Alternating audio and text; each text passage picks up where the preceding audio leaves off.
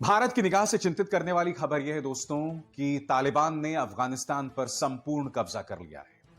इस वक्त वो काबुल के प्रेसिडेंशियल पैलेस में है। ये वीडियो आप देख सकते हैं। इसके अंदर तालिबान के जो आतंकवादी हैं वो काबुल के प्रेसिडेंशियल पैलेस में नमाज अता कर रहे हैं।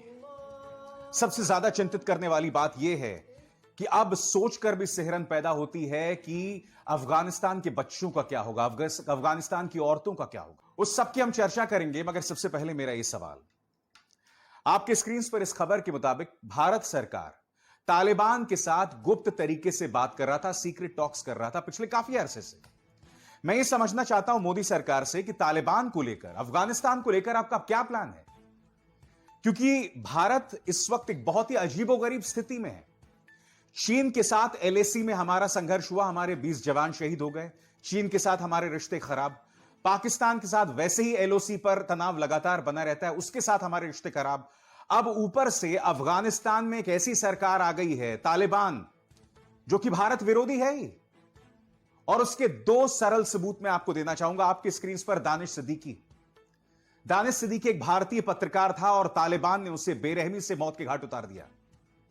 उनको इस बात की परवाह नहीं थी कि दानिश सिद्दीकी एक मुसलमान था, नहीं, दानिश सिद्दीकी एक भारतीय था, इसलिए तालिबान ने उसे बेरहमी से मौत के घाट उतार दिया। और यह तस्वीर याद है आपको, बहुत पुरानी तस्वीर, 1999 की, जब भारतीय विमान अपचालित हुआ था, हाईजैक हुआ था और इसे आतंकवादी कांधार ले गए थे। उस वक्त तालिबान का राज था अफगानिस्तान के अंदर।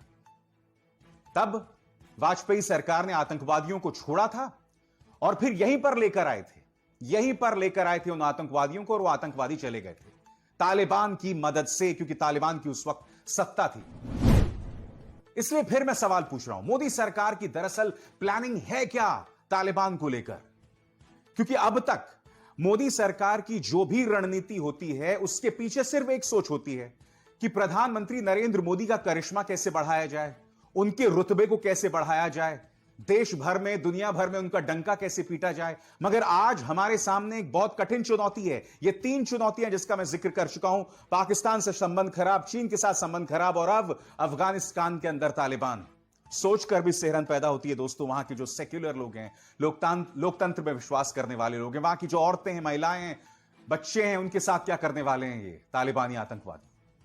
आज सुबह क्या हुआ वहां पर दोस्तों, सिहरन पैदा करने वाली तस्वीर। सबसे पहले मैं आपको ये 12 सेकंड का वीडियो दिखाऊंगा दोस्तों। इस 12 सेकंड के वीडियो में ये वहां के काबुल एयरपोर्ट का, काबुल इंटरनेशनल एयरपोर्ट का है। लोग जो हैं इंटरनेशनल एयरपोर्ट की तरफ बढ़ रहे हैं और पीछे फिर आपको गोलियां चलते हुए सुनाई देंगी। सुनिए।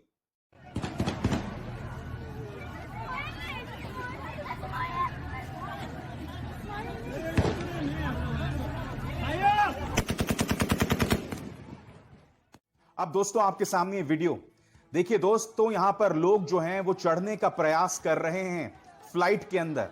ये हालत किसी बस से भी बदतर है। सोच सकते हैं आप लोगों में किस कदर डर है। लोग फ्लाइट में चढ़ने का प्रयास कर रहे हैं। आप खुद सोचिए, क्या ये तमाम लोग उस फ्लाइट में समा पाएंगे? लोगों में इस कदर डर है दोस्तों, मैं निशब्द हूं इस तकलीफ को देकर। और सबसे दुख की बात यह है कि अमेरिका ने करीब वहां 20 साल रहकर इन लोगों को मझधार में छोड़ दिया। मैं मानता हूं कि अमेरिका ने खरबों रुपया खर्च किया, और मैं जानता हूं कि कुछ लोग यह भी बोल रहे हैं कि जब तक वहां की स्थानीय जनता तालिबान को समर्थन ना दे तब तक तालिबान यहां तक नहीं पहुंच सकता। मगर मुद्दा वो नहीं है। अमेरिका ने जो दुनिया को वादा किया था, वो वादा कहां है? बात यहां नहीं रुकती दोस्तों। अब एक और वीडियो देखिए। ये जो है वहां के टारमैक की, एयरपोर्ट के टारमैक की आज सुबह की तस्वीरें आप देख सकते हैं। ये वहां के एयरपोर्ट के टारमैक की तस्वीरें हैं। लोगों में अफरा तफरी देखिए। लोग किसी भी विमान पर चढ़कर बैठ जाना चाहते हैं। इतनी बड़ी इंसानी त्रासदी आपने देखी है? आज अगर दुनिया ने अपनी नजरें अफगानिस्तान से मोड़ ली तो वहां के बच्चे, वहां की औरतें, वहां के लोग हमें माफ कभी नहीं कर पाएंगे। हकीकत यह है दोस्तों कि इस वीडियो को देखने के बाद सिहरन पैदा होती है कि दुनिया ने किस तरह से, दुनिया भूल गई अफगानिस्तान को। मैं आपको 8 जुलाई का अमेरिकी राष्ट्रपति जो बाइडेन का एक बयान सुनाना चाहता हूं दोस्तों। इसमें वो 2 बातें कह रहे हैं, उसका मैं तर्जुमा आपको बताऊंगा।